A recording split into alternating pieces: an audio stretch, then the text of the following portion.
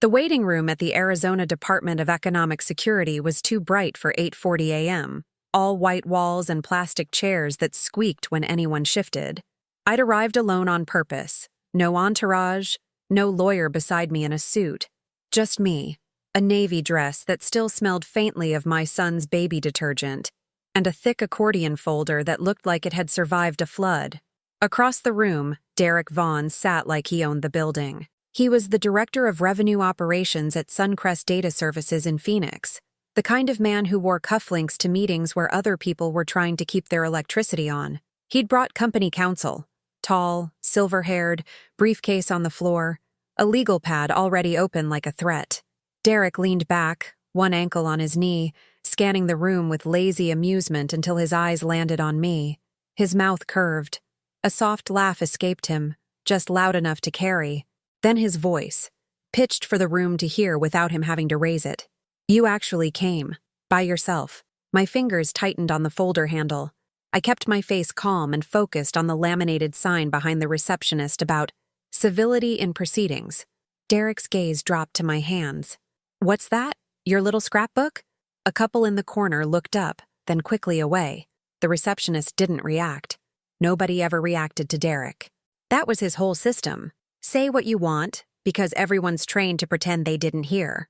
I watched him watch me like he was waiting for the version of me he'd created in his head. The flustered single mom, the desperate employee, the woman who would plead and apologize. He didn't get her. The hearing officer opened the door and called our names. Derek rose with a grin and brushed invisible lint from his jacket, still laughing under his breath as if this was entertainment he'd paid for. 2 years earlier, his laughter would have gutted me. That day, it just reminded me why I was there.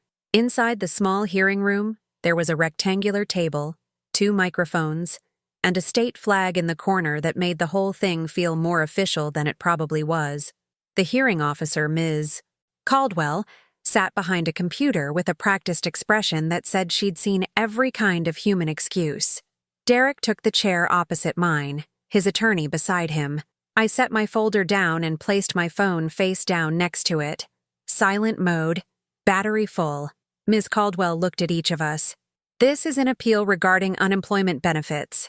SunCrest Data Services is contesting eligibility based on alleged misconduct. Ms. Vega, you're here without representation. Mr. Vaughn, you have counsel. We'll proceed." Derek's grin flashed again, quick and cruel. It was the same grin he'd worn the first time he decided to make me small. Back then, it had been in the middle of the revenue floor at SunCrest, under a wall of monitors that tracked daily billing like sports scores.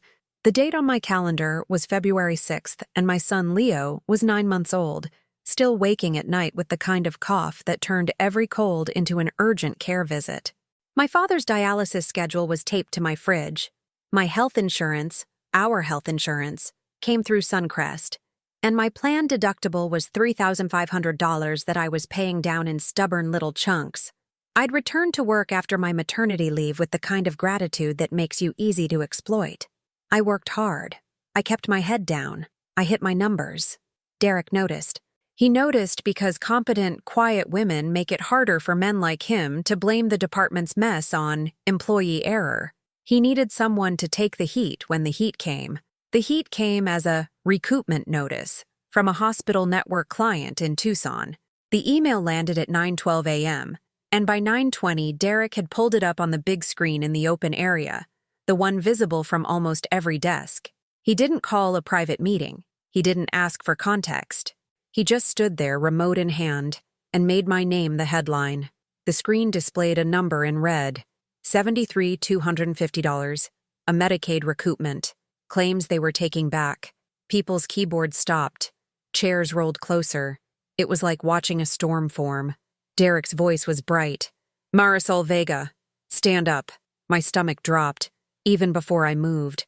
I stood slowly, feeling every eye on the back of my neck. Derek clicked to the next slide. My email signature, my case notes, a screenshot of the claim queue with my initials.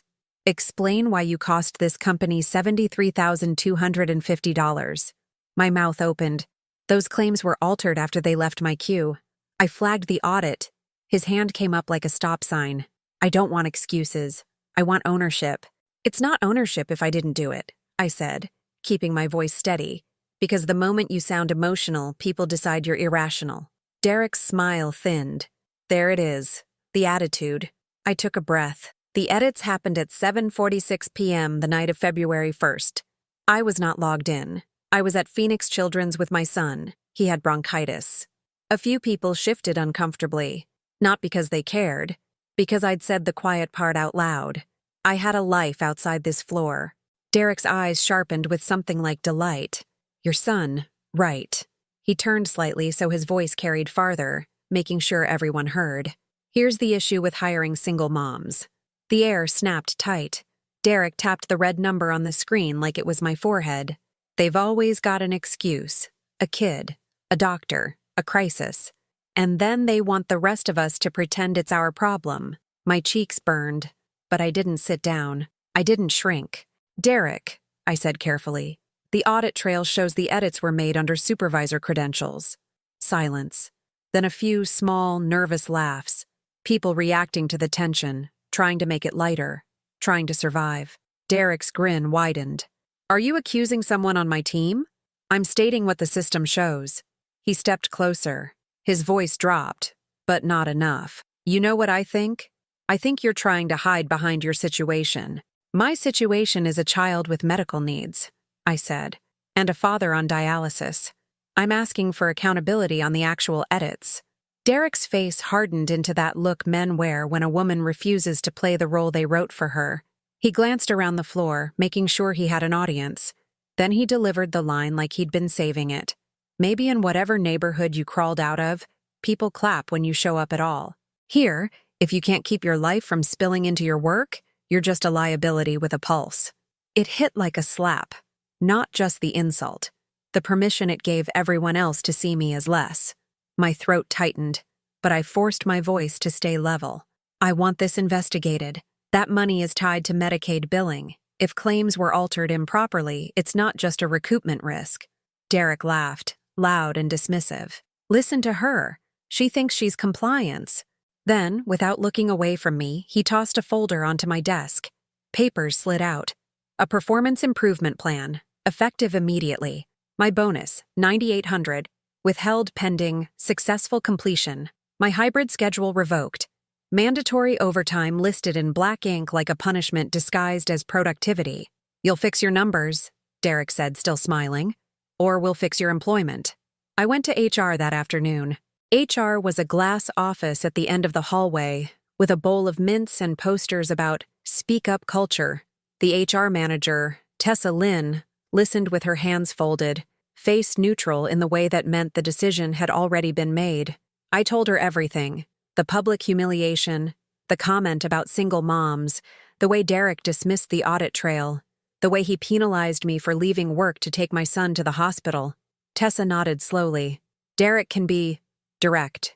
He called me a liability, I said, in front of the whole floor. Tessa's lips pressed together. He's under pressure. And the claims edits? I asked. Those were under supervisor credentials. Tessa leaned back in her chair. Are you sure you want to pursue this, Marisol? You're on a PIP. If you're perceived as combative, that word is a weapon. It means you're not allowed to defend yourself without being punished for defending yourself. I left HR with a polite smile that felt like swallowing glass. Over the next 6 weeks, Derek escalated in small, calculated ways that were easy to deny and impossible to endure. He moved my desk closer to the manager's row so he could see my screen. He scheduled performance check-ins at 7 a.m., knowing daycare opened at 7:30. When I asked to dial in, he refused. When I arrived late because I'd been sitting in the parking lot with Leo, waiting for the doors to open, Derek wrote me up for tardiness. Every time Leo got sick, Derek smirked like he'd won. In March, my father's dialysis center changed his chair time, and I needed to leave at 4:15 on Tuesdays to get him home. I requested a modified schedule, 30 minutes. I offered to make it up in the evening. Derek's reply came in email, 2 sentences. Your personal obligations are not SunCrest's concern. If you can't meet business needs, consider other employment. On April 3rd, the real trap snapped shut. Derek called me into a conference room with Tessa from HR and a supervisor named Nolan Rask. one of Derek's favorites. There was a printed spreadsheet on the table showing claims processed and revenue captured. Derek pointed at a column. "These are cleanup edits," his tone casual. "We need faster turnaround. I want you to start adjusting codes to maximize reimbursement before submission." My stomach went cold. That sounds like upcoding. Derek's eyes didn't blink. "It's optimization. It's illegal if the documentation doesn't support it," I said. Calm, careful. "We can't change levels without provider notes." Derek's smile was thin. "You're not a lawyer, Marisol." Tessa's gaze stayed on the table. Nolan stared at me like I'd inconvenienced him. "I'm responsible for what I submit," I said. "If Medicaid audits, my initials are on those claims." Derek leaned forward. "Then take your initials off. Nolan can submit." "I won't participate in fraud," I said. That word, fraud, finally made Tessa look up. Her eyes flashed with warning, like I'd broken an unspoken rule. "Don't say the thing that makes the company liable." Derek laughed, a sharp bark. "Fraud. God. You really think you're important." He let the silence hang, then dropped his voice into something softer, nastier. "You want to keep your job, don't you? You want to keep your kids' insurance." My spine went rigid. "Because I've seen your benefits enrollment," Derek continued, too casual about something he shouldn't have been referencing at all. "You've got dependents. You've got medical. You need this place." Tessa didn't stop him. Nolan didn't flinch. I held Derek's gaze. "I'm not doing it." Derek's smile vanished. "Then you're refusing a directive." "I'm refusing an illegal directive." He leaned back, looking amused again. "We'll see how that sounds in your termination paperwork." 2 days later, they fired me for insubordination and failure to meet performance expectations. My badge was deactivated before I reached the elevator. My access cut mid-sentence while I was emailing myself my own performance reviews. The next week, SunCrest contested my unemployment claim. That's why I was sitting in the hearing room now, 2 chairs away from Derek Vaughn, while he looked at me like a hobby he couldn't wait to finish. Ms. Caldwell began. "Mr. Vaughn, present the employer's case." Derek launched into his story with easy confidence. "She was repeatedly late. She refused assigned work. She was disruptive. We have documentation." His attorney slid a thin packet across the table. A few pages. Selected write-ups. Sanitized language. No mention of public humiliation. No mention of the optimized reimbursement meeting. No mention of the benefits threat. Derek's eyes flicked to me, amused. Like, "Good luck." Ms. Caldwell turned to me. "Ms. Vega, your response?" I opened my folder slowly, letting the sound of the metal clasp echo in the quiet room. I didn't rush. Rushing reads like panic. I laid 3 stacks on the table, printed emails, audit screenshots, and a timeline with dates and times. Then I looked at Ms. Caldwell. "I have exhibits," I said.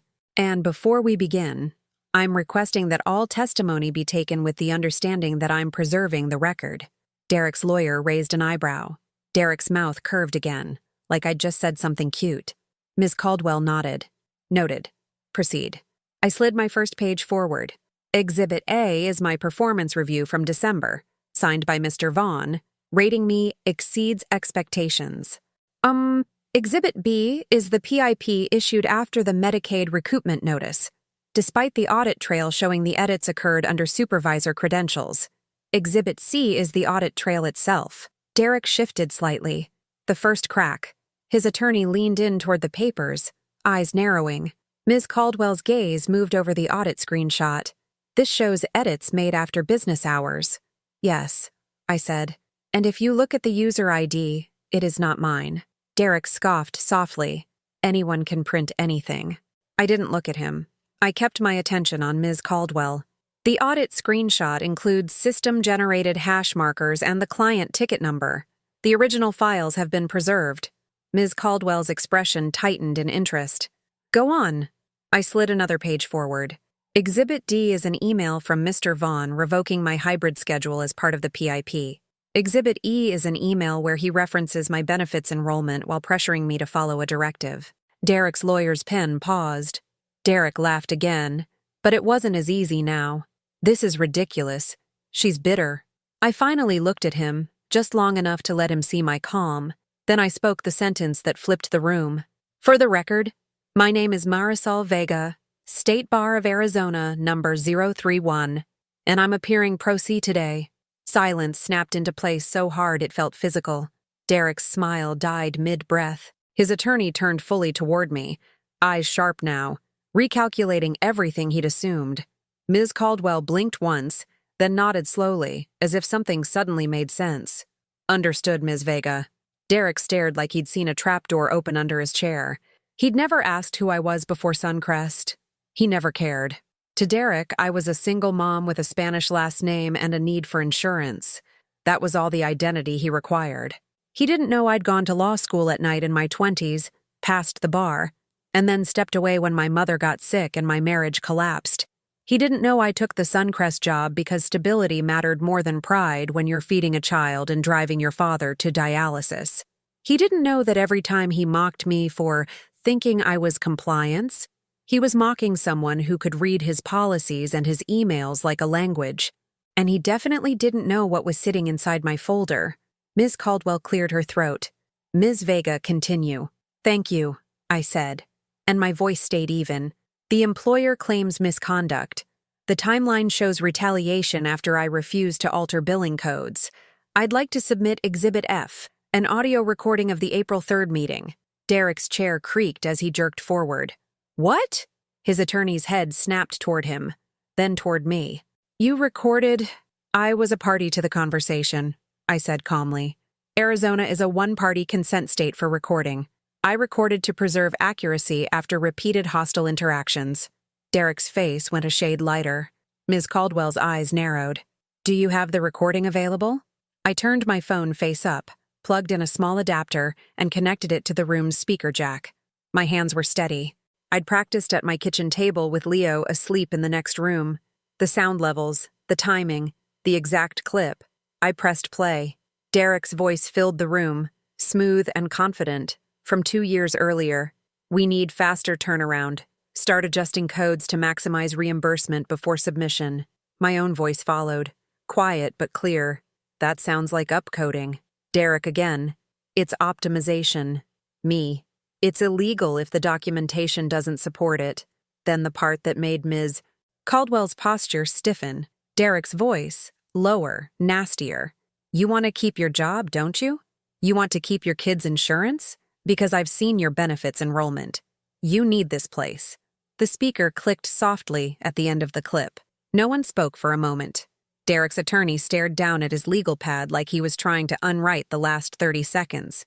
Ms. Caldwell's voice came out controlled, but colder. Mr. Vaughn, did you threaten her benefits enrollment in relation to work directives?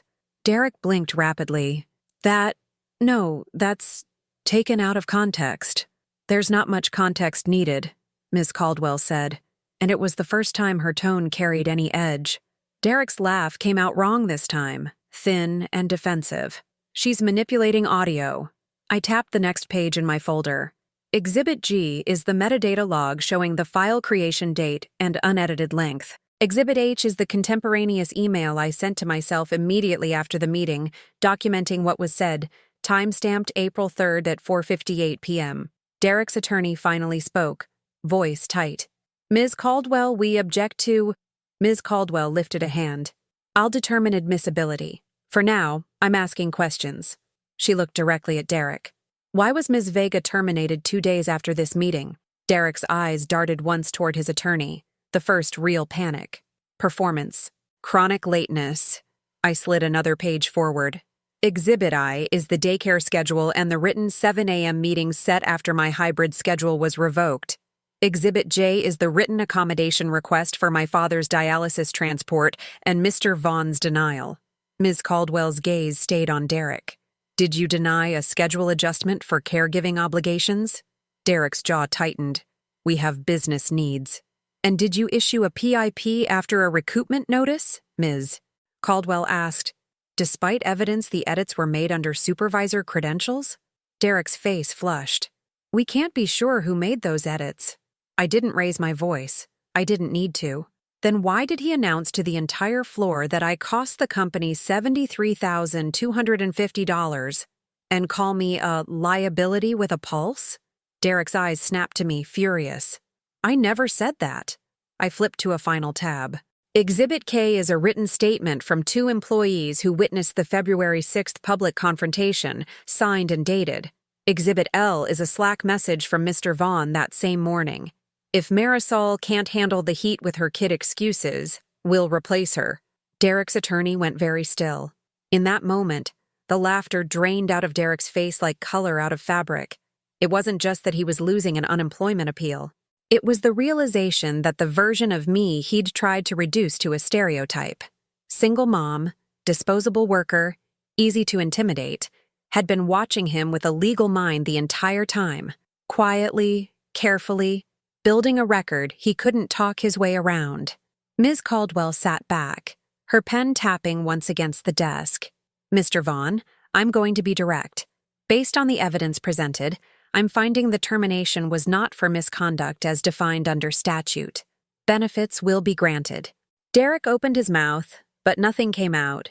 His attorney leaned in close to him, whispering urgently, and Derek didn't even pretend to listen.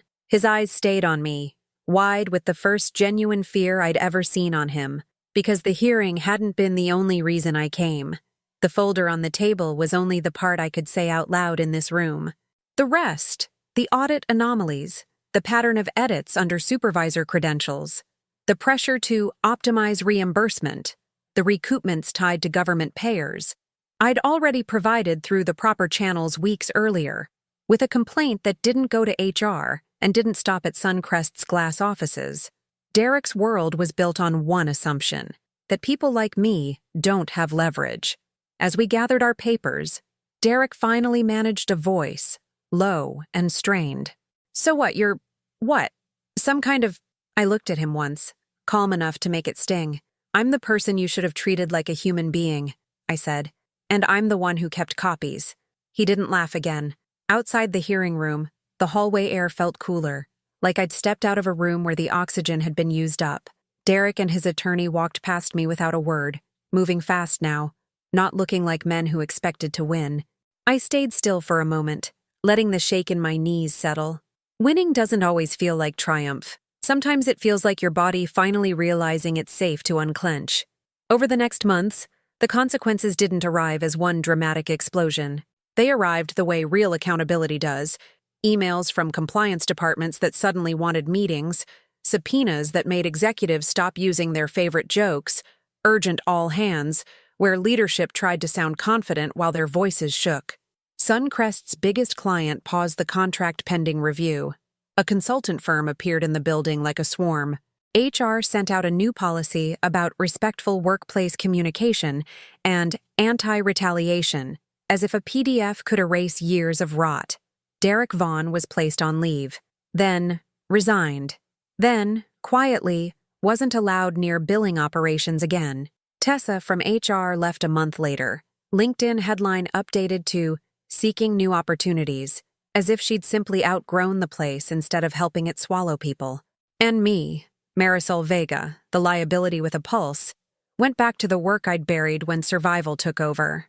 I started taking cases through a legal aid clinic on weekends, helping workers who'd been written up for needing chemo, fired for taking FMLA, punished for caregiving like love was a weakness.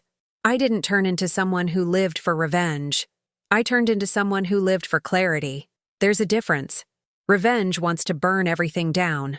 Clarity wants to show the exits and the alarms and the people who lock the doors.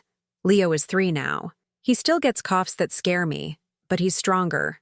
My father still does dialysis, still jokes with the nurses like humor is his rebellion. When I pick Leo up from preschool, he runs into my legs like I'm the safest place on earth. And I remember sitting in that hearing room while Derek laughed, right up until the moment he realized he'd misjudged me completely. Here's the life lesson I carry now. When someone tries to make you feel small, they're betting you won't document, won't speak, won't persist. They're betting your fear will do their work for them. Don't let it. Stay calm, stay sharp, keep records. And if you have to walk into the room alone, make sure you're not empty-handed. If you're watching this, comment the city you're watching from. And if you've ever had a boss try to break you when you were already carrying too much, share what happened. Somebody reading your story will recognize their own. And that recognition is where the power starts.